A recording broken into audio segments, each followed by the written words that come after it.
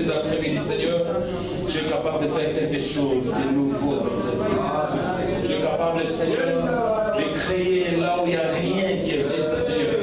Tu es capable de donner la vie là où il y a la mort, Seigneur. Tu es capable, Seigneur, de pouvoir notre vie pendant que nous traversons des moments difficiles, Seigneur. Nous élèvons ton nom parce que tu es Dieu. Saint-Esprit, nous t'invitons que ta présence règne. Élève le nom de Jésus. Nous ne voulons pas que notre nom soit élevé dans cette salle, mais nous voulons que le nom de Yahushua soit élevé au-dessus de toutes choses. Au nom puissant de Jésus, nous voulons te donner une grande acclamation très fort parce que c'est Dieu.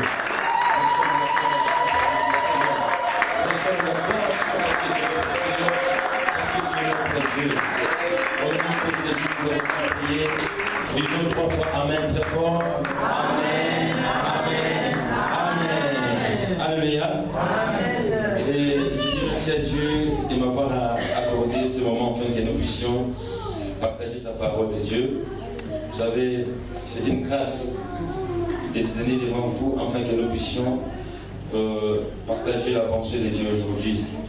Et je sais que je ne vous dépasse rien, mais ce n'est que la grâce de Dieu a fait que je sois devant vous. Alléluia. Et je dis merci à Pasteur Julien de m'avoir accordé ce moment afin que je puisse partager la bonne nouvelle avec le peuple de Dieu. Un grand merci. Merci pour votre confiance. Et je sais que par la grâce du Seigneur, le Dieu que nous prions, c'est un Dieu qui connaît nos cœurs au travers de ce moment que le Seigneur va nous parler ensemble. Et je dis merci à tous les hommes de Dieu qui sont là présents. Pasteur Samuel, merci pour votre présence. Merci pour moi, un grand merci. Et je dis merci à Pasteur John qui était là avant moi.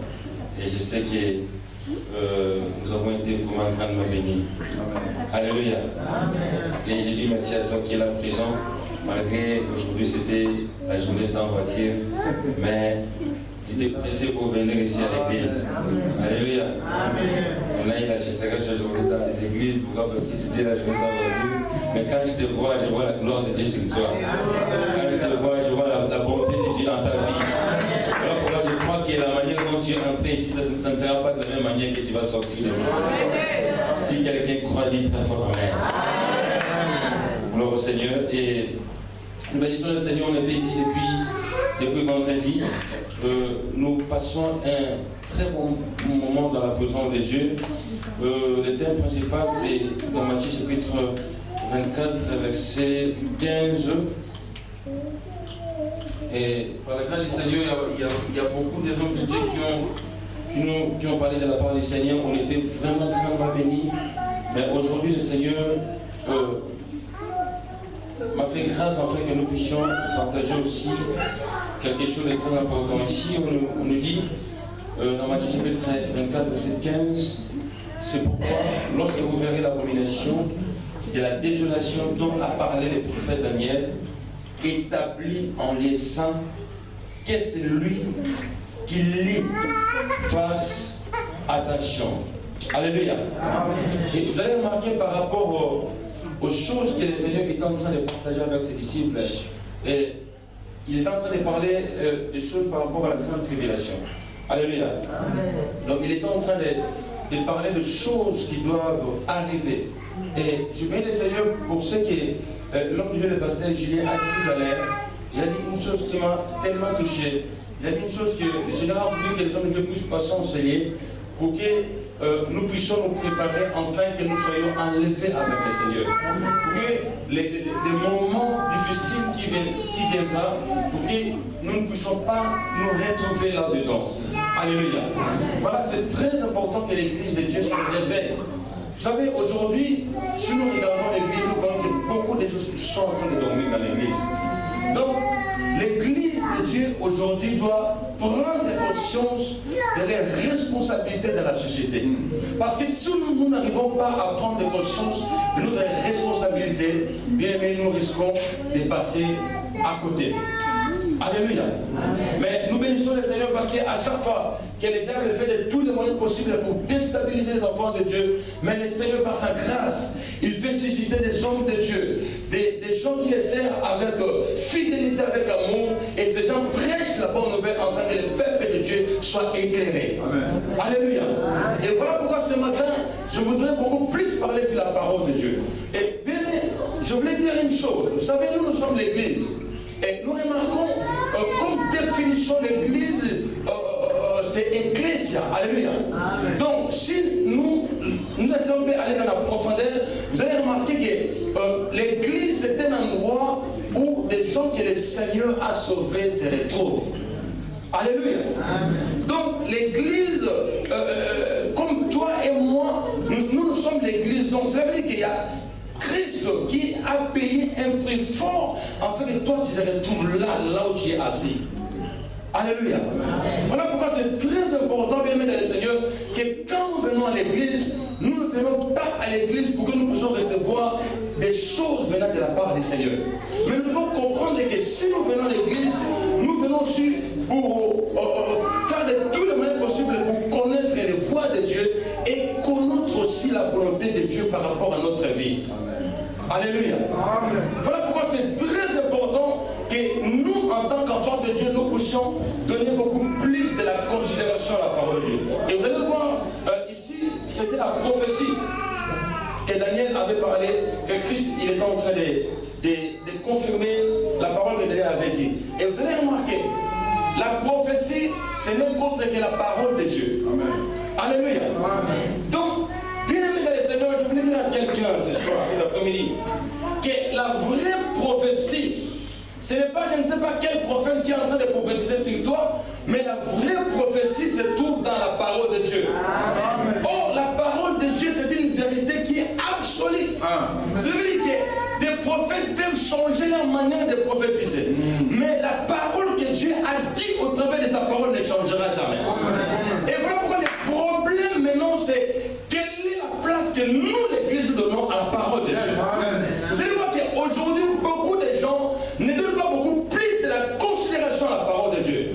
Parce que si nous donnons beaucoup plus à la considération à la parole de Dieu, vous allez remarquer que l'Église n'aura pas de difficultés aujourd'hui.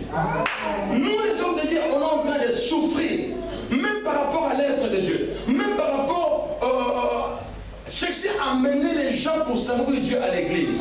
Bien aimé, si les gens comprennent la parole de Dieu, vous allez voir qu'on ne va pas commencer à pousser les gens pour servir Dieu, mais les gens ils vont commencer à servir Dieu eux-mêmes. Pourquoi? Parce qu'il y a l'amour de Dieu qui est en train de boulonner au fond de leur cœur. Aujourd'hui, Jean chapitre 17, verset 9, Jean chapitre 17, verset 6 à 9.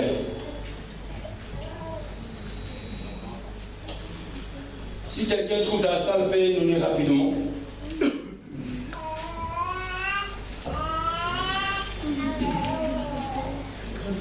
Jean 17, 6 à 9. La Bible nous dit, j'ai lu au nom de Jésus, j'ai fait connaître ton nom aux hommes, que tu m'as donné du milieu du monde. Ils étaient à toi et tu me les as donnés. Ils ont gardé ta parole. Maintenant, ils ont connu que tout ce que tu m'as donné vient de toi.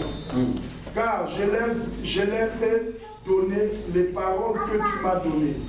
Et ils les ont reçues et ils ont vraiment connu que je suis sorti de toi.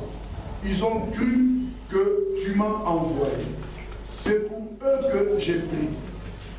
Je ne prie pas pour le monde, mais pour ceux que tu m'as donnés, parce qu'ils sont à toi. On acclame très fort la parole de Dieu.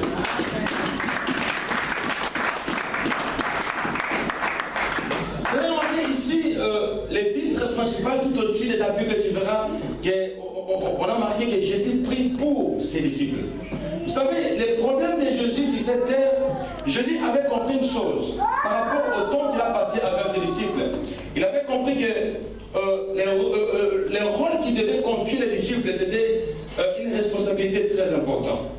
Alléluia. Amen. Et maintenant, les problèmes des apôtres, ce n'est pas de regarder le monde, mais les problèmes des apôtres, c'était de regarder Jésus. C'est lui qui les avait appelés. Amen. Écoute maintenant la prière de Jésus. Il avait dit que Jésus était en train de parler avec son Père. Il dit que j'ai fait connaître ton nom aux hommes que tu m'as donné. Des milliers du monde, ils étaient à toi et tu me les as donnés. Et ils ont gardé ma parole. Alléluia.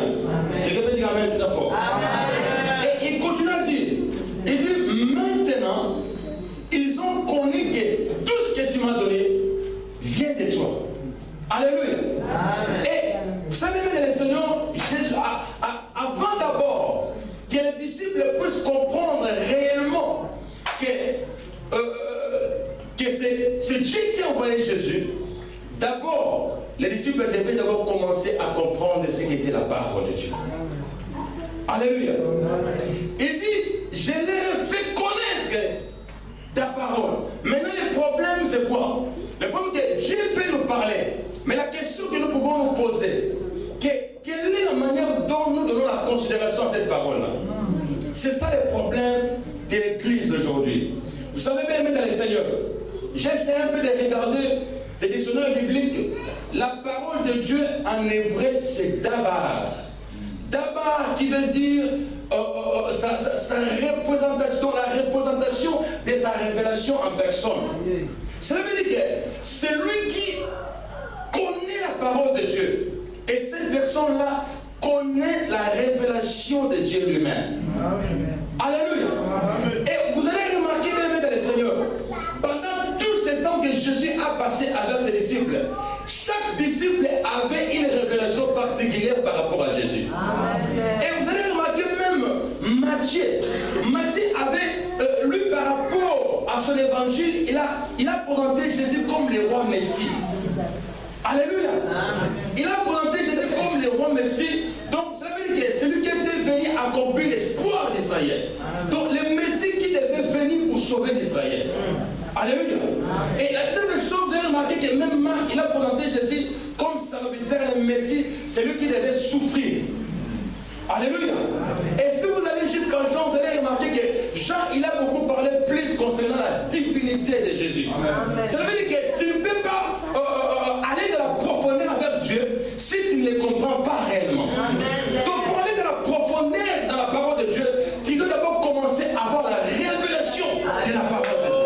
Amen. Et voilà pourquoi Jésus-Christ est en train de prier. Il a dit, Père, je les ai montré ta parole. Amen. Et maintenant ils ont pris cette parole. Ils ont gardé cette parole. Amen. Alléluia. Amen. Et maintenant, Jésus-Christ est en train de parler avec son Père. Il dit qu'ils ont maintenant gardé cette parole. Bien-aimé le Seigneur, je voulais te dire cet après-midi que nous ne venons pas à l'église pour passer notre temps. Nous ne venons pas à l'église pour faire quoi, mais nous venons à l'église pour que nous puissions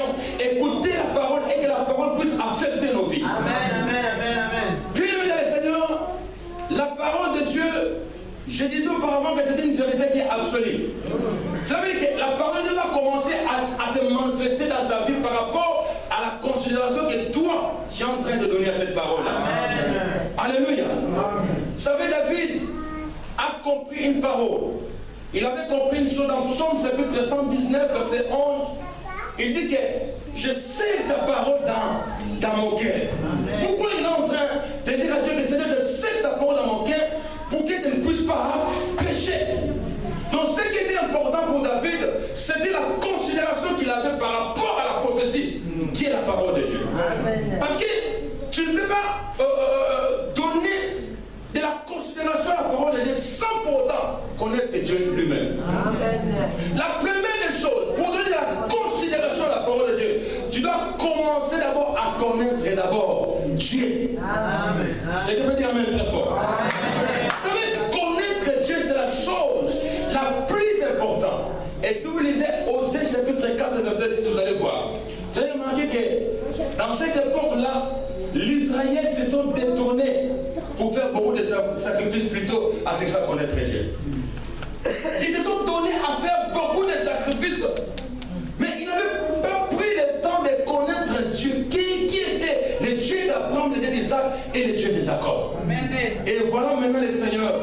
Il a dit, voilà mon père préféré, il faut des connaissances. Bien aimé, connaître Dieu, c'est la richesse.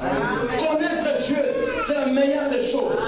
Tu ne peux pas connaître le président de la République, mais si tu connais l'éternel Dieu des armées, sache bien que Dieu est plus que le président de la République. Voilà pourquoi la Bible dit, ceux qui connaîtront l'éternel agiront avec fermeté.